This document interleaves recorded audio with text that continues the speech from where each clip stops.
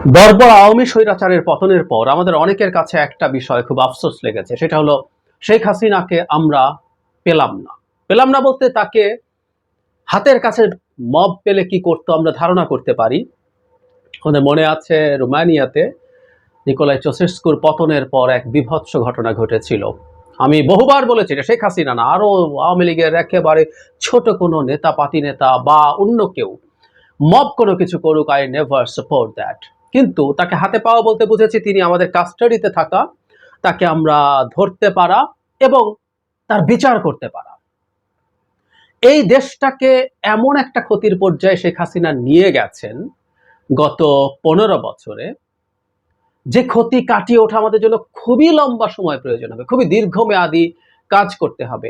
নানা ক্ষেত্রে আমাদের প্রত্যেকটা ইনস্টিটিউট, আমাদের স্টেটের প্রতিটা উইং ভেঙে ফেলা হয়েছে, ইনস্টিটিউট ভেঙে ফেলা হয়েছে, সেটা সাংবিধানিক হোক বা স্ট্যাটিউটরি হোক, সংবিধিবদ্ধ হোক, প্রত্যেকটা ভেঙে ফেলেছেন। এমনকি রাষ্ট্রের যে সরকারেরও যে অঙ্গগুলো আছে সব শেষ করে ফেলেছেন।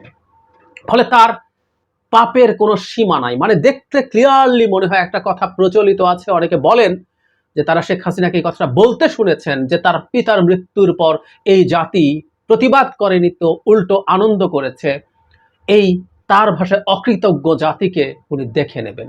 তাই মনে হয় একজন সাইকোপ্যাথ এসে বসলেন এবং এই দেশটাকে শেষ করে দিলেন।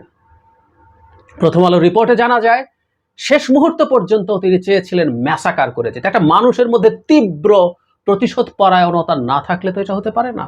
এমনকি তাকে তার ছোট বোন শেখ রেহানা বুঝিয়ে পারেন না, শেষ পর্যন্ত তার সন্তান তাকে নাকি বুঝিয়েছে, বুঝিয়ে মোটামুটি রাজি করাতে পেরেছেন। কি পরিমাণ বিভৎস এক সাইকোপ্যাথের অধীনে আমরা পড়েছিলাম। এই দেশটাকে জাস্ট ম্যাসাকার করে দিয়ে গেছেন, শুধুমাত্র জনগণের উপরে না। আমরা অনেকে হয়তো সরাসরি স্টেটের স্ট্রাকচার বুঝি না, স্টেট বুঝি না, স্টেট নিয়ে ভাবি না, আমাদের ওই জায়গায় ম্যাসিভ ক্ষতি হয়ে গেছে। সো উনি পালিয়ে যাওয়া আমাদের অনেকের আফসোস হয়েছে যে তাকে তো আমরা ধরতে পারলাম না, বিচার করতে পারে, তাকে বিচার করার কথা ছিল। অসংখ্য মারাত্মক ক্রাইম উনি করেছেন, এমনকি তার মৃত্যুদণ্ড হওয়ার মতো ক্রাইম আছে, অনেক আছে।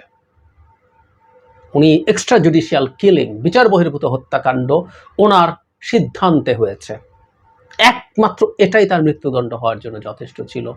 বা তাকে সরিয়েও যদি রাখি কোনো না কোনো ফর্মে, আমি আবারও বলছি, তারও ন্যায় বিচার নিশ্চিত করতাম, আমরা নিশ্চিত করতাম। এই আফসোসটা রয়ে গেল।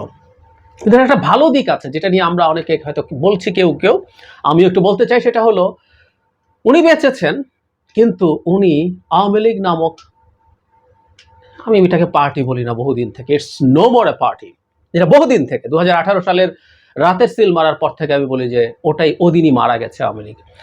তারপর ওই নামে যেটা ছিল, কোনো একদিন রিভাইভ করার যে প্রবাবিলিটি ছিল, সেই প্রবাবিলিটি একেবারে ধ্বংস করে দিয়ে চলে গেছেন। ইয়াস, সো এটাই ভালো দিক, এটাই ভালো দিক। আমি উনি চলে যাওয়ার পর প্রথম আলো একটা রিপোর্ট করেছে, সেখানে লেখা হচ্ছে এরকম: প্রধানমন্ত্রীর পদ থেকে পদত্যাগ করে শেখ হাসিনা দেশ ছেড়ে চলে যাবার পর, পালানোর পর আর কি, তার মন্ত্রিসভার 6 জন সদস্য এবং 5 কেন্দ্রীয় কমিটির 5 নেতার সঙ্গে ফোনে কথা বলেছে প্রথম আলো। তারা জানান শেখ হাসিনা সোমবারই দেশ ছাড়বেন, এটা ঘুণাক্ষরেও বুঝতে পারেননি। এছাড়া তিনি পদত্যাগ করতে পারেন এমন কোনো ইঙ্গিতও দেননি।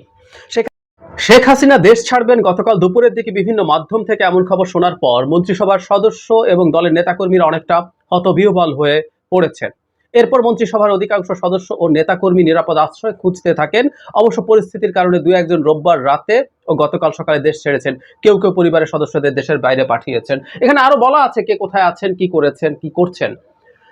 যে কথাটা বলছিলাম, আমাদের কয়েকদিন আগে কি খেয়াল আছে, একবার গুজব বলা হচ্ছিল, ছড়িয়ে পড়েছে, যখন পুলিশ মারাত্মক ম্যাসাকার করছে সেই 16, 17, 18, 19 ওই সময়টাতে, জুলাইয়ের, তখন তিনি দেশ ছেড়ে ভারতে গেছেন। ভারতে গিয়ে তার প্রভু মোদির কাছ থেকে নানান পরামর্শ করে শিখে টিকে এসছেন, আবার দেশে ফিরে এসছেন, এরকম একটা আলাপ হয়েছিল। এবং যখন সেখানে গেছেন দেশের বাইরে, তখন পালিয়েছেন, এরকম একটা কথা রটে গিয়েছিল।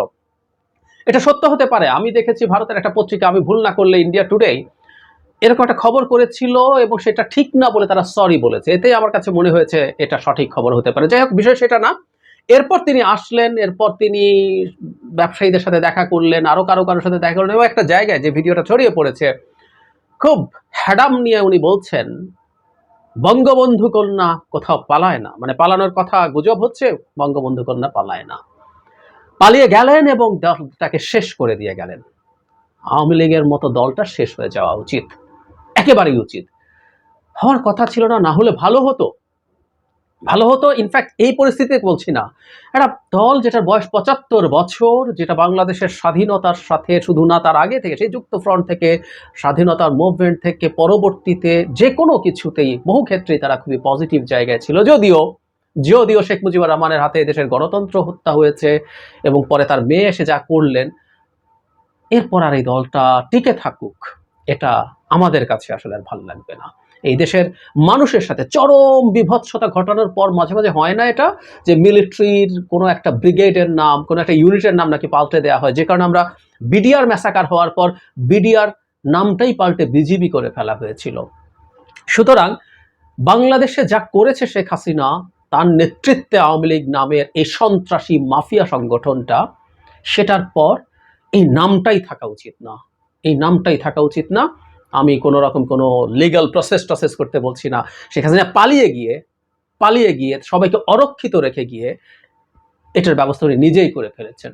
এটা অনেকেই মনে করছেন এবং যৌক্তিকভাবেই মনে করছেন, তিনি যদি না পালাতেন, তিনি যদি দেশে থাকতেন, উনি গ্রেফতার হতেন, গ্রেফতার হয়ে তার বিচার হতে পারতো, বিচার হতো, তাতে অন্তত এই পরিস্থিতি হতো না। নেতাকর্মীরা মনে করতেন তারা ট্রুলি একজন পলিটিক্যাল লিডারের নেতৃত্বে আছেন। আজকে থেকে আরো কয়েক মাস বা বছর তারপর তারা স্ট্রাকচার্ড হতে পারতেন, তারা অর্গানাইজড হতে পারতেন, তাদের নেত্রীর জন্য লিগ্যাল ফাইট করতে পারতেন, না হলে সেটার মুক্তির জন্য আন্দোলন করতে পারতেন। এভাবে তারা একত্র হওয়ার একটা সম্ভাবনা কেউ দেখতে পারতেন। যদি আমি খুব বেশি সম্ভাবনা দেখি না, কারণ হলো এই দলটা মানুষের জন্য, মানুষের প্রতি যা যা করেছে, এটা প্রায় অসম্ভব। তারপরও কিছুটা ছিটে ফোটার সম্ভাবনা ছিল যদি তিনি দেশে থাকতেন, কিন্তু তিনি পালিয়ে গেলেন। আফসোস, আমরা তার বিচার করতে পারলাম না। আবার খুশির খবর, যাওয়ার সময় আওয়ামী লীগ নামে মৃত যে বস্তুটা ছিল সেটাকে একেবারে মাটি চাপা দিয়ে গেলেন।